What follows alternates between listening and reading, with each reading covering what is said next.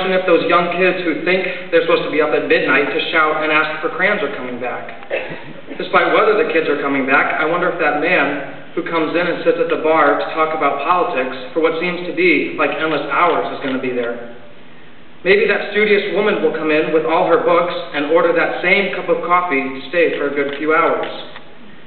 What about those older couples who arrive late following an interesting night, asking me for assistance so they can get to the bathroom without making a mess in the dining room?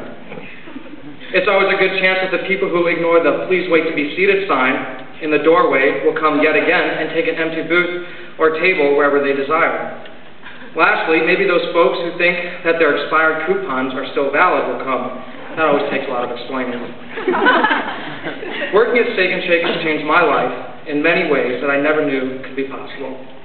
The diversity of the people can come across bad at times, but don't get me wrong, it has helped me in many ways. Being a server, I've come to a better appreciation towards different types of people, and specifically those that I wouldn't typically associate myself with. Those young kids provide energy for the restaurant and supply me with a steady income because they always come back and request me to be their server.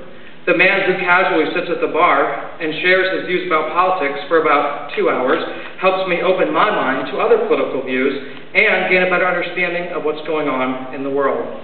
The bookworm is one less person to worry about, as she always just sits there peacefully reading with her cup of coffee.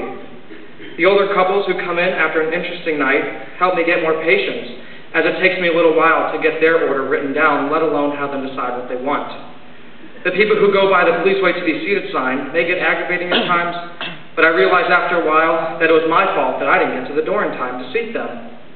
Those expired coupon problems give laughter because it's always entertaining seeing the customer's reaction when they recognize that their coupons are 6 months old and/or Steak and Shake doesn't even sell those entrees anymore.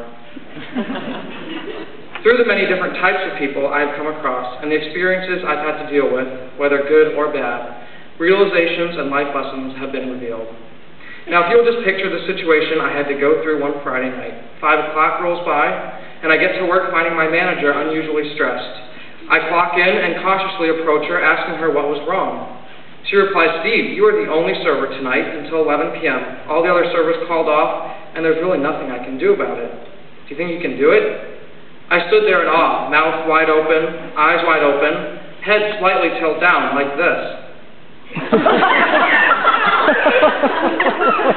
I responded with an uncertain yes, but then thought to myself, I can do it.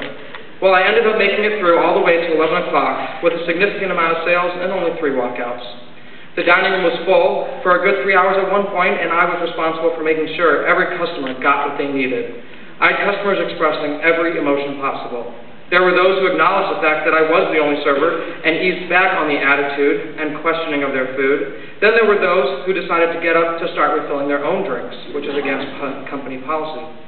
There were also those people who just didn't have any patience or sympathy at all and thought complaining would make everything better. It didn't.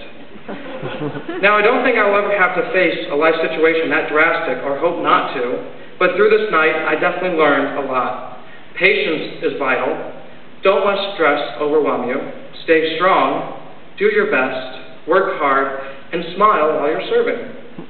Whenever I serve, the questions also randomly come up: how old are you, and where do you go to school? I answer, and the following question is either, where is that school, or isn't that the school where you don't take medicine? Now, being a server, I'm usually too busy to answer these questions, but I constantly try to make an effort sometime during their visit to answer these questions about Principia and how Christian Science is affiliated with it. They always end up being great discussions. One time I had a group of girls from a private school down the road come in at about 11:30 p.m. and I was their server. I went around and took their drink orders and then came back to take the food orders. I got around to the 5th out of 15 girls, and in the middle of her ordering, one of the girls rudely interrupted her by asking me where I went to school. I slightly paused, waiting for there to be a comment like, "Excuse me, I was ordering," but surprisingly there was no comment. So I told them I attended Principia. One of the girls then said, "Oh, we totally have beaten you in every sport this year." I laughed sarcastically, and then asked to proceed with the order. But then a different girl barged in and asked me, "Isn't that like the school where you don't take medicine, and if you were to break your ankle, you would just suffer in pain?" Yeah, just like that.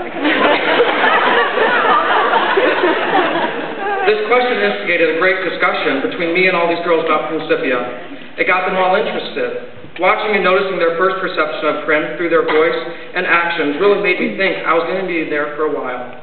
But after a few questions, they understood. I've had about 5 of these conversations, and through these, I've gained a better understanding of Christian Science and how to better explain it. All these questions and comments have stirred thoughts up in my mind and have helped me come to good realizations and conclusions about Christian Science and also what I appreciate about Principia. I never knew that this could happen at Steak and Shake, but I guess if you're open to new things, you never know what you're going to get. Steak and Shake has helped me achieve a greater appreciation for all types of people and enabled me to put the knowledge that I have learned in Sunday school to practice, whether it's explaining my beliefs or using Christian Science to get me through a tough night. Every person is different, and being a server or just living my life, I have to accept every person, whether they are just like me or completely the opposite. Money is not the most important thing, but the experiences and lessons learned is what I value and am most grateful for. As one of my customers once said, "Steve, you're young, make the best out of working, learn as much as you can, smile, but don't ever serve cold French fries to me again."